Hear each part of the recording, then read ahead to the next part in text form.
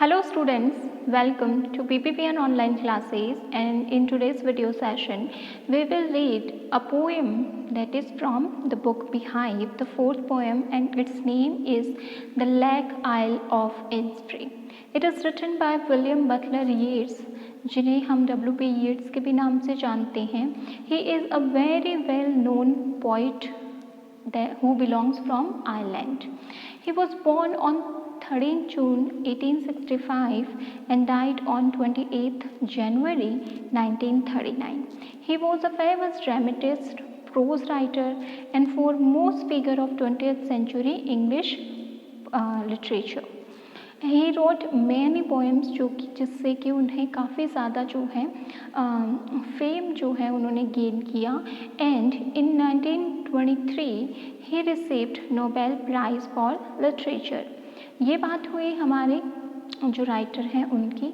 और अब बात करते हैं जो हमारा टाइटल है the lake isle of Innisfree. Innisfree is a place, एक आइलैंड का नाम है, ठीक है. और आइल जो है यहाँ पर आइलैंड को जो है शो करता है. तो वहाँ पर आइलैंड पर एक छोटी सी लेक है.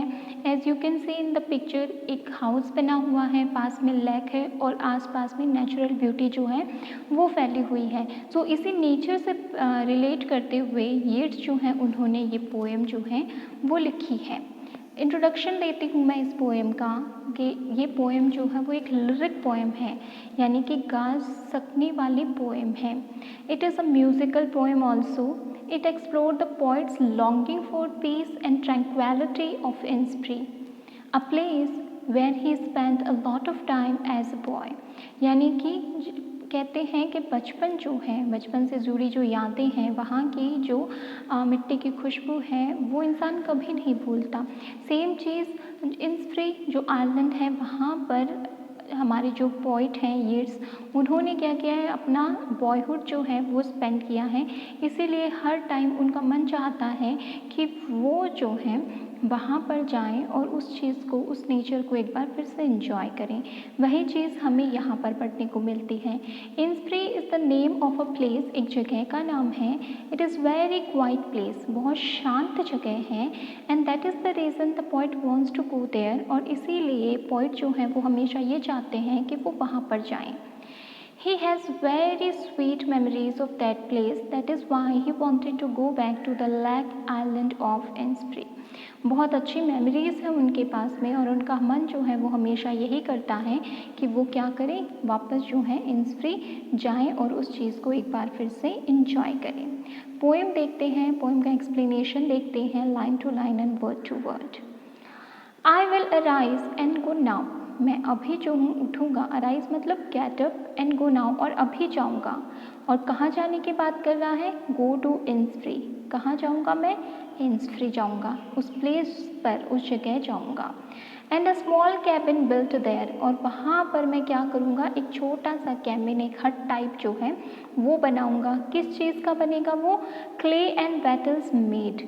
जो मिट्टी होती है और जो झोपड़ी बनाने के लिए जो चीज़ें लगती है उनसे क्या करूँगा, एक छोटा सा अपने लिए कैबिन बनाऊँगा. बहुत बड़ा नहीं चाहिए उसको, छोटा सा चाहिए. जो कि वो बैटल्स मतलब क्या होती हैं, twisted sticks for making fences, ठीक है. जो लकड़ी होती है और उससे वो क्या करेगा, अपना एक छोटा सा कैबिन बनाएगा. 9 bean row will I have there. वहाँ पर मैं क्या करूँगा, बीन जो प्लांट होता है उसकी 9 रो लगाऊंगा. रो मतलब लाइन, यानी कि मैं जो हूँ सेम जो बीन्स होती हैं उसकी 9 लाइंस लगाऊंगा जो कि मेरी होंगी. A hive for the honey bee. और वहाँ पर मैं क्या करूँगा, एक जो हाइव होता है मधुमक्खियों के लिए जो छत्ता है वो भी वहाँ पर लगाऊंगा.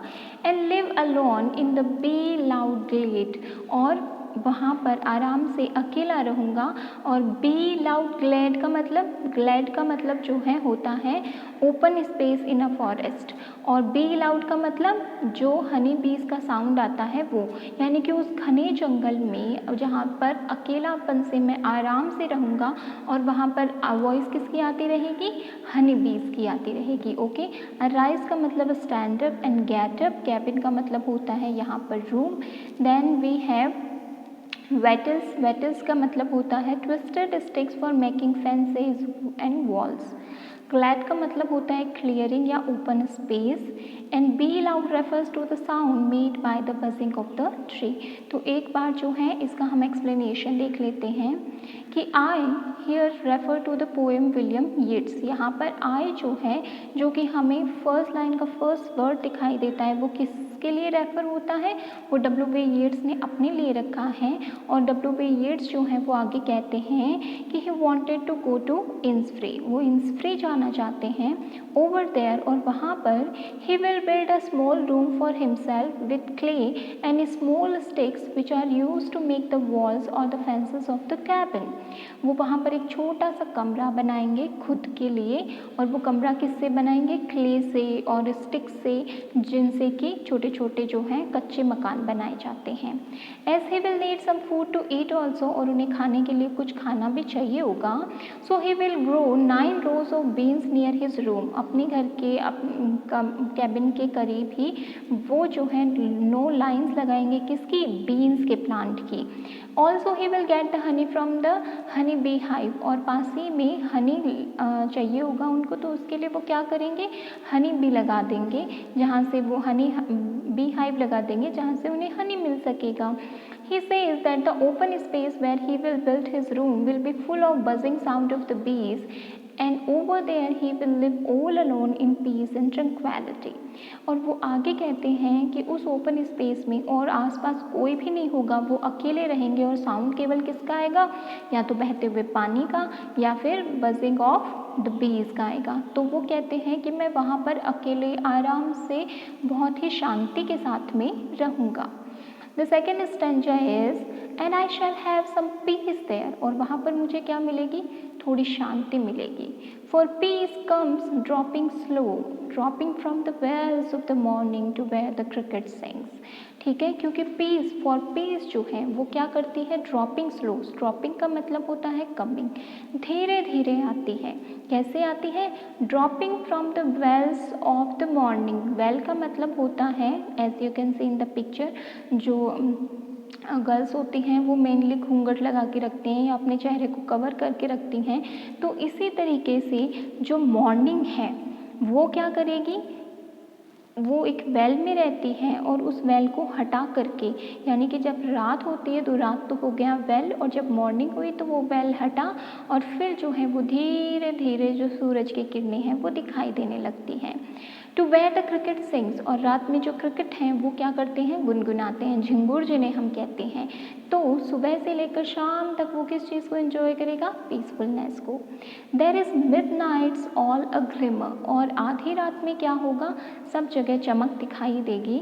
And Noon a purple glow, और नून टाइम पे यानी आफ्टरनून के टाइम पे जो बैंगनी रंग की जो चमक है वो दिखाई देगी।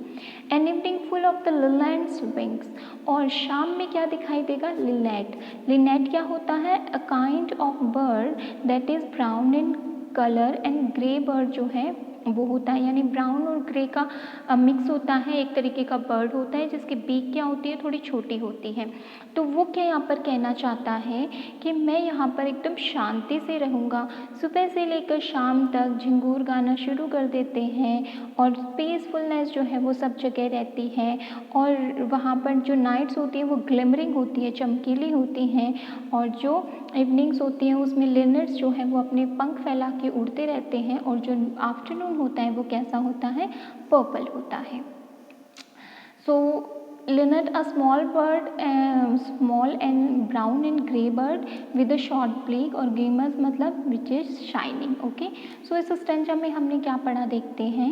In this stanza the poet says that when in Innspree he will feel peaceful, उसे शांति मिलेगी.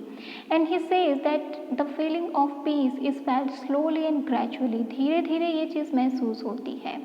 He describe how he would feel peaceful, और फिर वो हमें ये बताता है कि वो कैसे पीसफुल या शांति जो है वो किस तरीके से धीरे धीरे आती है. मॉर्निंग के टाइम पे व्हेन इट इज़ क्लाउडली, जब क्या होता है थोड़े थोड़े बादल रहते हैं and the view is not very clear, और जो बाहर का नज़ारा रहता है वो पूरा क्लियर नहीं रहता. Then it will appear as if the morning has worn a veil, तो ऐसा लगता है कि सुबह ने क्या कर रखा है, एक पर्दा ओढ़ रखा है. एंड हैज़ हिडन इटसेल्फ, और उस पर्दे के पीछे खुद छुपी हुई है. Looking at this scene will make him feel peaceful, और वो ये दृश्य जब देखता है तो उसके मन को बड़ी शांति और बड़ा सुकून मिलता है. Further he says that when the male cricket insect will sing a song, that sound will bring him at peace. और उसके आगे वो कहता है कि जब वो मेल क्रिकेट का साउंड सुनता है तो उस साउंड से भी उसको क्या मिलती है, बड़ी ही शांति का अनुभव होता है. फिर वो कहता है कि at midnight when he will see the twinkling stars in the open sky, their shine will give him peace, कि रात को, आधी रात को जब वो उठकर खुले आसमान को देखता है, तारों को चमकते हुए देखता है, तो उनका जो ग्लिमर है, उनकी जो शाइन है वो उसे पीस देती हैं. In the afternoon when the sunlight will give a purplish glow, it will also give him peace. Afternoon में जो सूर्य की चमकती हुई पराबैंगनी किरणें हैं वो भी उसे क्या करती हैं, पीसफुलनेस देती हैं. During the evening when he will see the linnet bird flying in the sky, that also he will feel peaceful. यानी कि मॉर्निंग से लेकर इवनिंग तक, चाहे वो कवरिंग क्लाउडी नेचर हो, देन क्रिकेट सिंगिंग हो, then purplish glow of the sun हो, चाहे वो शाम में उड़ता हुआ कोई बर्ड हो, ये सारी चीज़ें जो कि कनेक्ट किससे करती हैं, मेनली नेचर से कनेक्ट करती हैं. ये सारी चीज़ें वो कहता है कि मुझे बड़ी ही पीसफुल लगती हैं. That is why he always wanted to go to Innisfree. Next stanza देखते हैं. I will arise and go now, for always night and day I hear the lake water lapping with low sound by the shore. शोर का मतलब होता है किनारा, और lapping मतलब आसपास में उलझे हुए, लॉ साउंड ही मतलब जो धीरे धीरे साउंड आता है वो. सो देखें कि ये आइलैंड है, लेक है, और बहुत ही पीसफुल नेचर है जो उसे चाहिए. Okay, so I will arise and go now, मैं अभी उठूँगा और जाऊँगा. फॉर ऑलवेज, क्योंकि वहाँ पर हमेशा, नाइट एंड डे, चाहे वो दिन हो चाहे वो रात हो, आई हियर, मैं सुनूँगा किस चीज़ को, लेक वाटर को. ठीक है, बहते हुए लेक के पानी को. Lapping with low sound by the shore, जो किनारे पर जब आके टकराता है तो एक बड़ा ही प्यारा साउंड आता है. While I stand on the roadway और on the pavement grey, I hear it in the deep heart's core. और वो कहता है कि जब मैं रोड पर या सड़क पर खड़ा होता हूँ, या फिर मैं जो पैदल चलने वाली जगह है, पेवमेंट्स बने हुए हैं, वहाँ पर दुखी होकर उन चीज़ों को याद करता हूँ, यानी कि इंस्प्री प्लेस को याद करता हूँ, तो मेरे दिल में वो डीप इन माई हार्ट जो है वो लेक का साउंड जो है वो क्लियरली सुन सकता हूँ.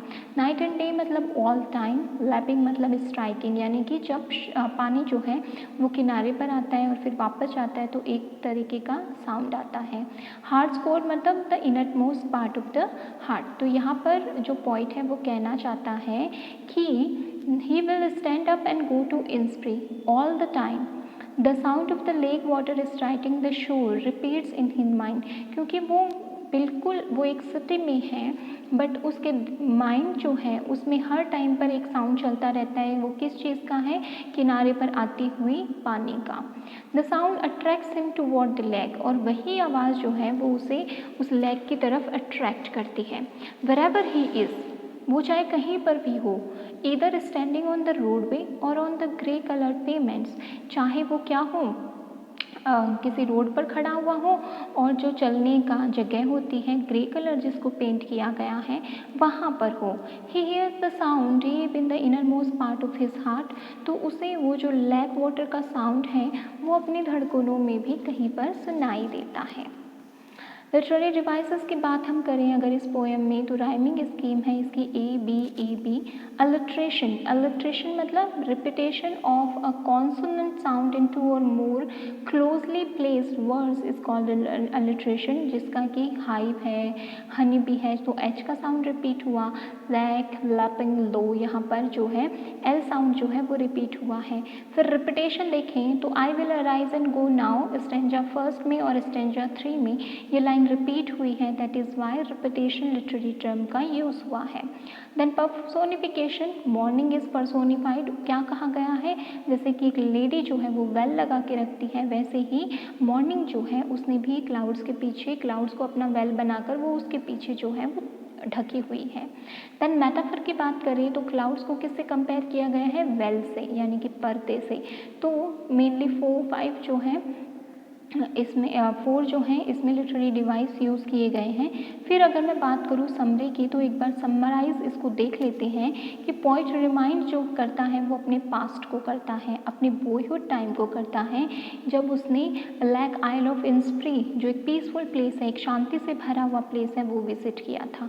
और अब वो क्या चाहता है कि मैं वहाँ पर जाना चाहता हूँ, अकेले रहना चाहता हूँ, वहाँ पर एक छोटा सा कैबिन बनाना चाहता हूँ वेटल्स से और क्ले से। He would grow beans and get a honey hive for honey to survive on. वो बीन अपने सर्वाइवल के लिए वहाँ पर बीन्स प्लांट लगाएगा और जो है हनी बी का एक हाइव लगाएगा।